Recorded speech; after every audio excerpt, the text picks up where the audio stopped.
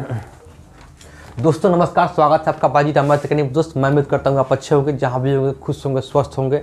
ये बैच चलाया जा रहा है जिसमें 500 क्वेश्चन होगा। 500 क्वेश्चन, सभी क्वेश्चन काफ़ी इंपॉर्टेंट होगा, यानी हर एग्जाम में एक क्वेश्चन को आने की पॉसिबिलिटी रहेगी। 500 क्वेश्चन होने का मतलब होता है कि 500 types of question, her question एक अलग प्रकार, एक अलग वैरायटी का मिलेगा। ऐसा नहीं है कि एक ही क्वेश्चन को हम सिर्फ डिजिट चेंज कर क्वेश्चन को दे दें, ये ऐसा नहीं होगा। आपका जो भी पीडीएफ मिलेगा आपको, और आपको पीडीएफ चाहिए तो पीडीएफ आपको टेलीग्राम में लिंक है, टेलीग्राम का लिंक नीचे डिस्क्रिप्शन में है, उसको आप ज्वाइन कर लीजिएगा। वहाँ से आप भी पीडीएफ को ले सकते हैं।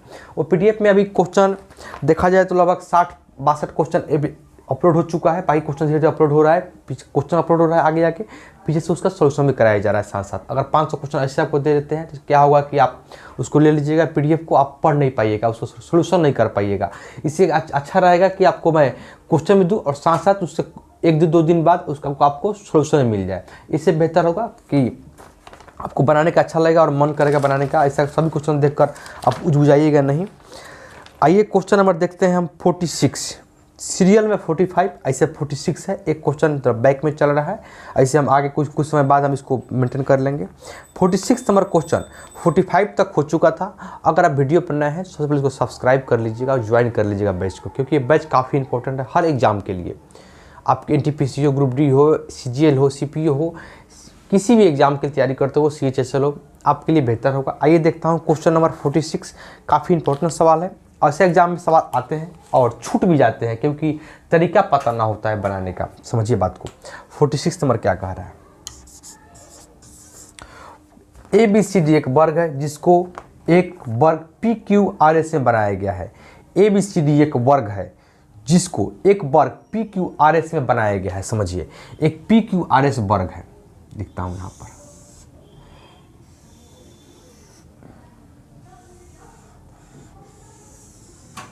ये वर्ग क्या है? P है, Q है, R है और S है। ABCD एक वर्ग है जो PQRS से बनाया गया है मध्य बिंदुओं को जोड़कर। किसको? मध्य बिंदु यानी मिड पॉइंट को जोड़कर, यानी PQ का मिड पॉइंट को जोड़कर बनाया जा रहा है।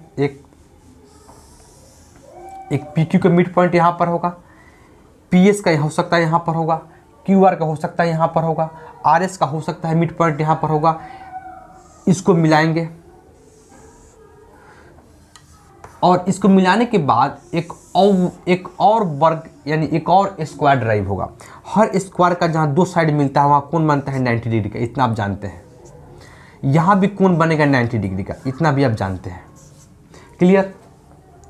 अच्छा, फिर कह रहा है कि PQRS की भुजा 4 सेंटीमीटर है। PQRS की जो भुजा है वह 4 सेंटीमीटर, यानी सभी 4 सेंटीमीटर होगा। क्लियर? अगर ABCD के मध्य बिंदु से पुनः वर्ग बनाया जाए, ABCD के मध्य बिंदु ये क्या है? जो ये ABCD है, ABCD के मध्य बिंदुओं से पुनः वर्ग बनाया जाए, एक और वर्ग बनाया जाता है। एक और वर्ग, इसके मिड पॉइंट को मिलाकर, इसको मिड पॉइंट मिलाकर, इसको मिड पॉइंट मिलाकर, इसको मिड पॉइंट मिलाकर एक और वर्ग बनाया जाता है, एक और स्क्वायर बनाया जाता है। पुनः यह प्रक्रिया अनंत तक चलती है, यानी प्रक्रिया यह इन्फिनिटी टर्म चलती है। तो पूछता है हमको कि सभी वर्गों का क्षेत्रफल का योग क्या होगा। काफ़ी अच्छा सवाल है, समझिए ये किस प्रकार। अब हम इसके मिड पॉइंट बनाकर एक और वर्ग बना दिए। अब इसके मिड पॉइंट से एक और वर्ग बन जाएगा, इसके मिड पॉइंट से एक और वर्ग बन जाएगा, इसके मिड पॉइंट से एक और वर्ग बन जाएगा, इसके मिड पॉइंट से एक और वर्ग बन जाएगा, इसके मिड पॉइंट से एक और वर्ग बन जाएगा। इस प्रकार यह प्रक्रिया चलती रहेगी, अनंत तक चलेगी, कितने तक? इन्फिनिटी टर्म तक चलेगी। तब पूछ रहा है सभी स्क्वायर का योग क्या होगा। सभी स्क्वायर का एरिया निकालने के बाद इस सभी को जोड़ेंगे तो इसका वैल्यू क्या होगा वो निकालना है। समझिए, PQRS की भुजा 4 सेंटीमीटर है। अगर ये मिड पॉइंट है, तो हमें कुछ बताइए हमको PQRS का एरिया क्या होगा। तो आप कहिएगा 4 है तो 16 हो जाएगा। अब हमको निकालना है ABCD का एरिया, क्योंकि सभी का एरिया निकालना पड़ेगा हमको। और इसका एरिया क्या होगा ये ध्यान दीजिए।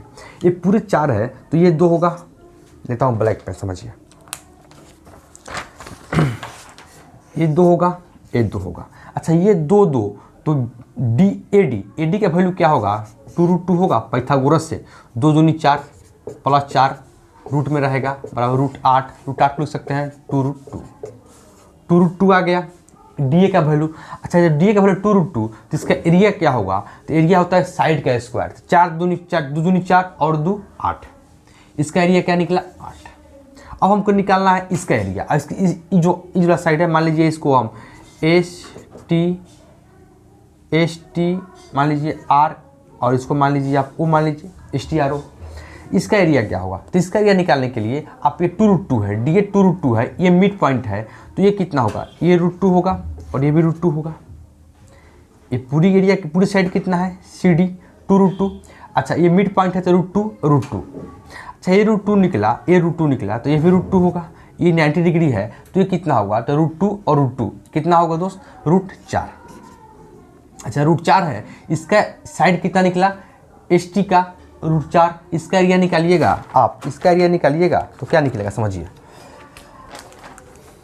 STRO का एरिया क्या होगा, तो इसका एरिया निकलेगा आपका √2 का होल स्क्वायर यानी 4।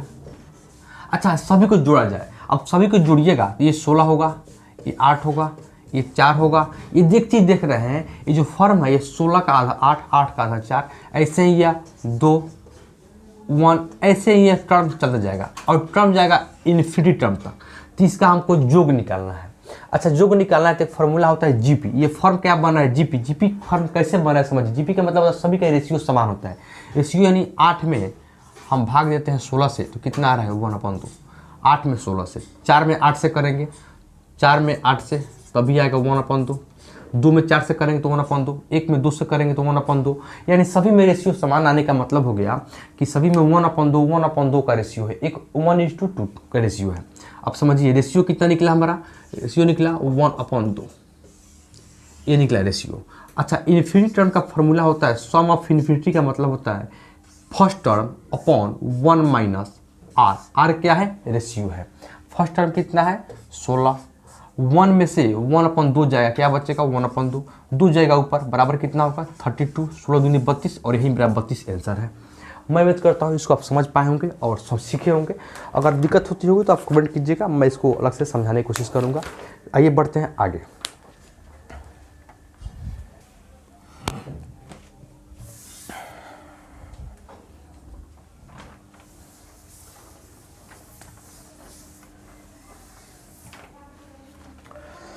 अगला क्वेश्चन कहता है एक गोले जिसका त्रिज्या r है, एक गोला है जिसका त्रिज्या कितना है r है। अच्छा समझिए एक गोला बनाते हैं जिसके त्रिज्या कितना होगा r होगा, गोला बन गया, यहाँ पे नहीं होगा ना, थोड़ा मार्कर कमजोर चल रहा है लग रहा है।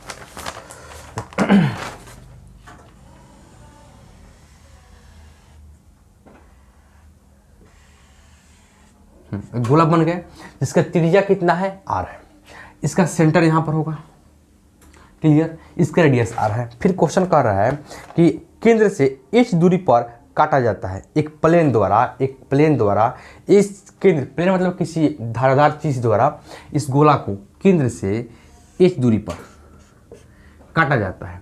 अच्छा यहाँ से काटिएगा इसको तो कैसा शेप बनेगा, ये शेप ऐसा बनेगा, जाहिर सी बात है, यहाँ से आप काटिएगा एच से, एच दूरी से शेप बनेगा। अच्छा जो काटा जाता है तो दोनों टुकड़ों का पृष्ठ क्षेत्रफल, ये जो टुकड़ा है उसका पृष्ठ क्षेत्रफल और गोले का पृष्ठ क्षेत्रफल से 25% अधिक है। तो बताइए इसका जो काटेंगे यहाँ से तो इसका रेडियस क्या होगा, मान लीजिए इसका रेडियस बड़का वाला का आर है कैपिटल आर, तो इसका स्मॉल आर मान लीजिए स्मॉल आर, तो इस दोनों जो एक बनेगा नीचे पृष्ठ क्षेत्रफल, एक बनेगा ऊपर, एक नीचे वाला भाग और ऊपर वाला भाग का एरिया, उसका सरफेस एरिया है उसका जो। अच्छा नीचे वाला का सरफेस एरिया क्या होगा, तो कहिएगा नीचे वाला होगा सरफेस एरिया πr², तो ऊपर वाला का भी πr² होगा, जाहिर सी बात है क्योंकि नीचे भी r है और यहाँ भी r है, तो नीचे वाला भी πr² और ऊपर वाला का भी सरफेस एरिया πr²। अब आप बताती है गोले का क्या है वक्र पृष्ठ क्षेत्रफल, गोले का वक्र पृष्ठ क्षेत्रफल क्या होगा 4πr²। अब ये r होगा ना गोला का, तो ये स्मॉल r नहीं, ये कैपिटल R होगा क्योंकि कैपिटल R है गोले का वक्र क्षेत्रफल, ये कितना है कैपिटल R है, कैपिटल R है। अब देखिए यहाँ से पाई कॉमन खींचिएगा तो ये बचेगा 2r² बराबर 4। अच्छा यहाँ पे एक और चीज़ है, ये इसका 25% है, कितना है दोस्त 25% होने का मतलब हो गया कि 1/4, 25% है, 1/4, 4 से 4 चल जाएगा। अब यहाँ क्या बचेगा, पाई आर स्क्वायर, पाई से पाई जाएगा। अच्छा, स्मॉल आर स्क्वायर बराबर क्या होगा, बड़का आर स्क्वायर अपॉन 2। अच्छा, स्मॉल आर बराबर क्या निकला, आर अपॉन √2। स्मॉल आर क्या निकला, आर अपॉन √2। हमसे पूछ क्या रहा है, हमसे पूछ रहा है एच निकालिए। एच यानी इसका हाइट निकालना है, हमको ए निकालना है, हमको ए वाला निकालना है। ए निकालने के लिए हमको, अगर हम स्मॉल आर मिल गया, स्मॉल आर मिल गया, बड़का आर है, यहाँ पे कौन बनेगा 90 डिग्री का। बड़ा आर में से अगर स्मॉल आर घटाते हैं तो हमको निकल जाएगा वैल्यू, बिल्कुल निकल जाएगा। एच बराबर क्या होगा, समझिए बात को, √अंडर पाइथागोरस के अनुसार कर्ण स्क्वायर, कर्ण का स्क्वायर माइनस छोटा आर का स्क्वायर। छोटा आर का स्क्वायर क्या वैल्यू क्या है, R upon R square upon √2। √2 का मतलब आ गया 2। अच्छा, यहाँ देखिए 2r स्क्वायर में से जाएगा आर स्क्वायर, रूट में आएगा आर स्क्वायर अपॉन 2, स्क्वायर हटेगा रूट हटेगा तो r अपॉन √2, और यही r अपॉन √2 मेरा आंसर आ गया। किसका वैल्यू, h का। यानी h बराबर कितना आ गया, r अपॉन √2, और यही मेरा आंसर है। समझ गए होंगे, मैं उम्मीद करता हूँ समझे होंगे। ये जो कटा जाता है, एक काटने के बाद दोनों अलग अलग पृष्ठ क्षेत्रफल निकाले, दोनों का पृष्ठ क्षेत्रफल निकालने के बाद गोला का पृष्ठ क्षेत्रफल 1/4 होगा, 25%। और मैं उम्मीद करता हूँ इसको समझे होंगे। इसका कितना आंसर है, r अपॉन √2। बढ़ता हूँ मैं नेक्स्ट क्वेश्चन की तरफ। अगला क्वेश्चन होगा, ये 47 नंबर क्वेश्चन था, ये 48 नंबर क्वेश्चन अब बता रहे हैं। देखिए 48 नंबर क्वेश्चन, 48 नंबर क्वेश्चन करा, एक समानांतर चतुर्भुज कर्मांगत भुजाएं, तीनों एडवांस से मैथ है ना। एक समानांतर, तीनों मेंस्ट्रुएशन से है। देखिए एक समानांतर चतुर्भुज कर्मांगत भुजाएं 36 तथा 27 सेंटीमीटर है। एक समानांतर चतुर्भुज है जिसकी सभी भुजाएं, आमने सामने की सभी भुजाएं समान हो, वो कहलाता है समानांतर चतुर्भुज। लेकिन कोई 90 डिग्री का नहीं होता है। क्लियर। जिसकी कर्मागत भुजाएं ये 36 है तो ये कितना होगा, 27 होगा। तो ये कितना होगा, 36 होगा, ये 27 होगा। समानांतर का मतलब सभी समान अंतर हो, समान अंतर, सभी जगह अंतर समान है। छोटी भुजाओं के बीच की दूरी 12 सेंटीमीटर। छोटी भुजा कौन है जी, छोटी भुजा 27 है, इसकी बीच की दूरी कितना है, 12 सेंटीमीटर है। Clear, 12 centimetre. तो पूछ रहा है कि बड़ी भुजाओं के बीच की दूरी क्या होगा। बड़ी भुजा क्या है, 36 है, इसकी बीच की दूरी निकालना है हमको, यही दूरी निकालना है, h हाइट निकालना है। अब बताइए इस समानांतर चतुर्भुज के लिए, इस समानांतर चतुर्भुज के लिए ये आधार होगा, ये आधार होगा, और ये लंब होगा, ये लंब होगा। लंब कितना होगा, 22। अच्छा, एक और फार्मूला बनता है यहाँ से, मान लीजिए ये है, ये बी है, ये सी है, ये डी है। एक और फार्मूला बनता है BC इंटू, इसको मान लीजिए आप P, इसको मान लीजिए Q, BC into DP। BC यानी BC इंटू DP। हम बताते हैं कैसे बनता है ये कैसे होता है, हम बताते हैं थोड़ा देर में। BC अपॉन DP और AB अपॉन ये हाइट कितना है, DQ। ये इसलिए बनता है, समझिए त्रिभुज के लिए क्या होता है, आधार इंटू शीर्ष लंब। आधार कितना है, 27 है, लंब कितना है, 12 है। अच्छा, ये लंब है, ये लंब होने का मतलब है ये 1/2 होता है। यहाँ से अगर लंब ये बनाइएगा तो त्रिभुज बन जाएगा, यहाँ से त्रिभुज बन जाएगा जिसका हाइट कितना, बेस कितना होगा 27, हाइट कितना होगा 12। अच्छा, ये 1/2 ना बनेगा, और पूरा लेने के लिए पूरा लेना पड़ेगा, यानी 1/2 नहीं, अब 1/2 तो इसका निकला, और ये पार्ट अब बाकी है, तो आधा करने के लिए, दुगुना करने के लिए 2 से इंटू करना पड़ेगा, फाइनली 1 आ जाएगा। 1 आने का मतलब दुगुना हो जाएगा। जैसे 27 इंटू 12 अपॉन 36 इंटू x यानी h। 12 3 36 और 3 जाएगा ये 9 12 में, और h आ गया 9, यानी आधार अपॉन शीर्ष लंब। तो इसका आधार है 36 है, लंब कितना है, h है। आधार 36 है, लंब कितना है, h है। तो इसका आधार, इसका लंब, इसका आधार, इसका लंब, दोनों को इक्वल कर देंगे, आंसर मेरा आ जाएगा 9। क्योंकि ये हाफ लेने पर 1/2 लगेगा, तो यहाँ भी 1/2 लगने का मतलब 1/2 प्लस 1/2 1 बन जाएगा। समझ गए होंगे। अगर दिक्कत होती होगी तो बताइए कमेंट कर मैं कोशिश करूँगा फिर समझा देंगे किसी और क्लास में। आगे बढ़ते हैं दोस्त। एक और क्वेश्चन है, उसको समझिए ध्यान से। एक और क्वेश्चन है, किसी बक्से की बाहरी दिशा 24, 16 और 10 सेंटीमीटर है। अब कोई बक्सा है, समझिए कोई बक्सा है,